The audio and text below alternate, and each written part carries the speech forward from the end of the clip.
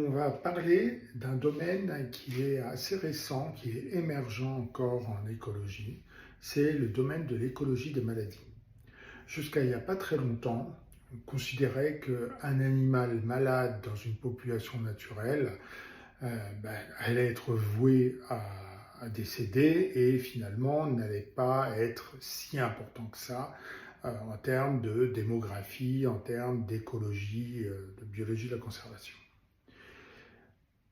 On est en train de changer de point de vue parce qu'on se rend compte que justement ces animaux malades peuvent transmettre des pathogènes à la fois aux autres individus de la même espèce ou à, à des individus d'autres espèces. Et on arrive bien sûr à ce qui s'est passé avec le SRAS-CoV-2 qui a été transmis à l'homme d'une espèce qui pour l'instant n'est pas clairement identifiée, mais on a toute une diversité possible.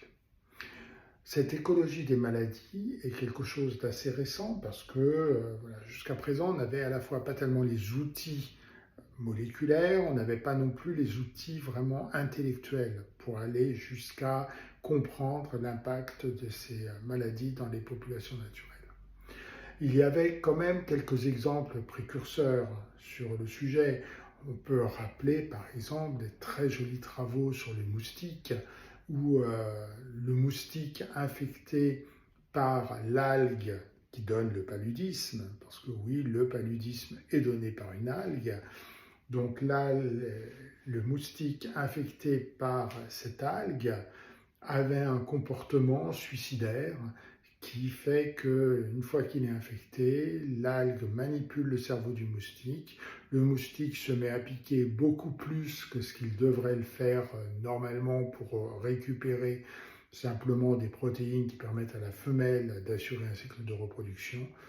Et ce moustique, en piquant beaucoup plus, finalement se suicide, mais l'algue a beaucoup plus de chances d'être transmise et de donner le paludisme. Donc vous voyez que cette écologie des maladies a un impact à la fois sur l'homme dans ce cas-là, mais aussi sur le moustique. Or, le moustique fait partie des insectes, fait partie de la base du régime alimentaire d'un très grand nombre d'espèces. Et donc, travailler sur l'écologie des maladies qui touchent le moustique, c'est très important pour comprendre l'évolution de la biodiversité. À bientôt!